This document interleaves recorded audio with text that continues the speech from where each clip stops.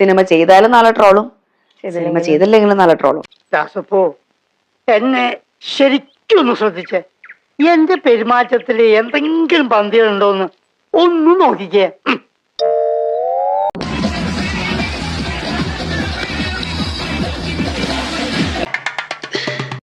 എന്റെ ഇല്ലാത്ത ബുദ്ധിയിൽ ഒരു ഐഡിയ തോന്നുന്നുണ്ട്.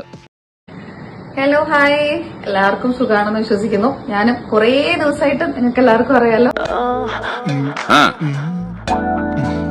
ഇലക്ഷന്റെ നല്ല ഓട്ടത്തിലായിരുന്നു. ഇലക്ഷന് ശേഷം മറ്റു പല യാത്രകളൊക്കെ ആയതുകൊണ്ട് ഇപ്പോഴാണ് വരാൻ പറ്റിയത്.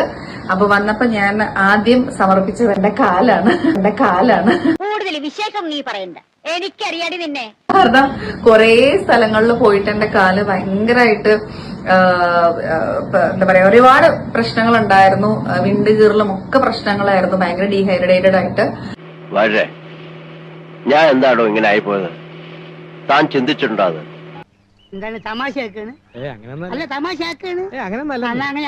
അപ്പൊ അതൊക്കെ ഒന്ന് ശരിക്കും പെഡിക്യൂറിൽ ശരിയായി, കുറെയൊക്കെ ശരിയാക്കി തന്നു ചേച്ചി. പിന്നെ അതേപോലെ ഫേസ് ആണെങ്കിലും ഭയങ്കര ടാൻ ആയിരുന്നു. അപ്പം അത് ഒരു ഗ്ലോ എന്നുള്ളതല്ല, നമുക്കൊരു ഇന്നർ കുറച്ച് ട്രീറ്റ്മെന്റുകളുടെ ആവശ്യങ്ങൾക്കായിട്ട് ഫീലിംഗിന്റെ ഒരു ട്രീറ്റ്മെന്റ് ചേച്ചി ചെയ്തു തന്നു.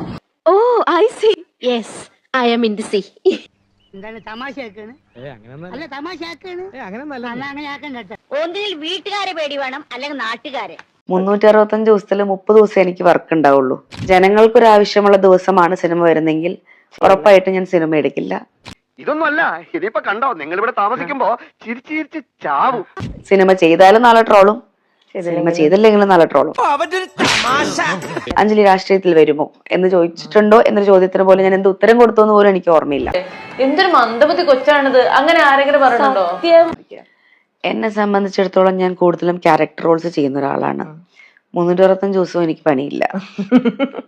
365 ദിവസത്തിൽ 30 ദിവസം എനിക്ക് വർക്ക് ഉണ്ടാവുള്ളൂ. കുറച്ച് ബുദ്ധിയോടെ സംസാരിക്കുക, കുറച്ച് നല്ല ചിന്തിച്ചിട്ട്. ഒരു സിനിമയിൽ 2 ദിവസം, അടുത്ത സിനിമയിൽ 4 ദിവസം, അടുത്ത സിനിമയിൽ 1 ദിവസം, അങ്ങനെ പോകുന്ന ഒരാളാണ്. അല്ലെങ്കിൽ മാക്സിമം ഒരു 10-12 ദിവസം ഒരു വലിയ വേഷമാണെങ്കിൽ പോലും.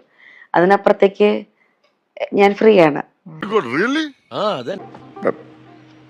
പിന്നെ അപ്പം സിനിമ വന്നാൽ പോലും ഇപ്പൊ ഇങ്ങനത്തെ ഒരു മെയ് 4-ാം തീയതി എന്റെ പേരാണ് ഉയരുന്നതെന്നുണ്ടെങ്കിൽ ഒരിക്കലും ജനങ്ങൾക്കൊരാവശ്യമുള്ള ദിവസമാണ് സിനിമ വരുന്നെങ്കിൽ ഉറപ്പായിട്ടും ഞാൻ സിനിമ എടുക്കില്ല.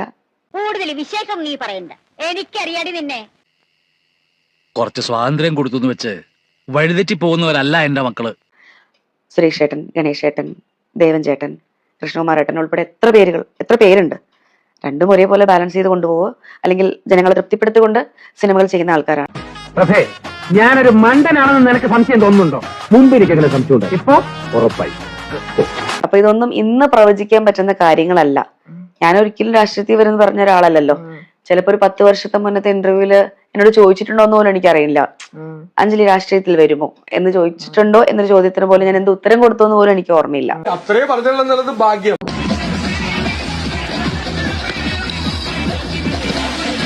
എന്റെ ലൈഫിൽ എന്റെ സമ്പാദ്യത്തിന് ഒരു 35 ലക്ഷം രൂപയോളം ഞാൻ ജനങ്ങൾക്ക് കളഞ്ഞൊരാളാണ്.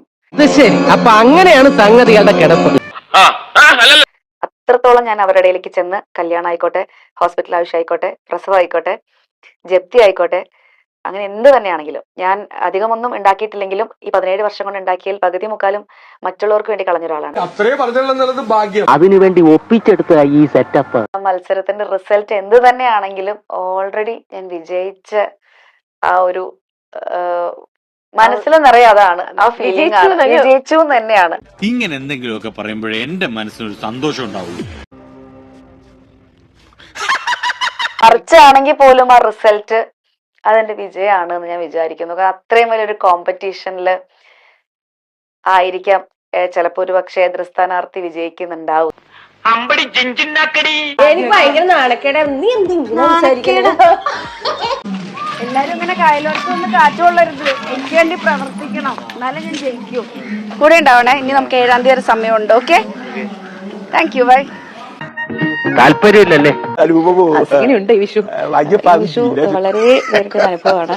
ഞാൻ വിഷുവിന് ഇന്നലെ തൃപ്പൂണിത്തുറ അടുത്തേക്കാണ് എന്റെ പർച്ചേസ് സംബന്ധമായിട്ട് പോയത്. 4-ാം തീയതി എന്താകും റിസൾട്ട് എന്ന് പോലും അറിയാതെ അവരേറെ സന്തോഷിക്കുകയാണ്, ആനന്ദിക്കുകയാണ്, പ്രതീക്ഷിച്ച് വെച്ചിരിക്കുകയാണ്. എന്നാലും നമ്മൾ പറഞ്ഞ കടയിൽ പോയപ്പോൾ എല്ലാവരും 4-ാം തീയതി എത്ര പടക്കം വാങ്ങണം എന്നുള്ള, അപ്പൊ അതുപോലെ എല്ലാവരും പ്രതീക്ഷിക്കുന്നുണ്ട്.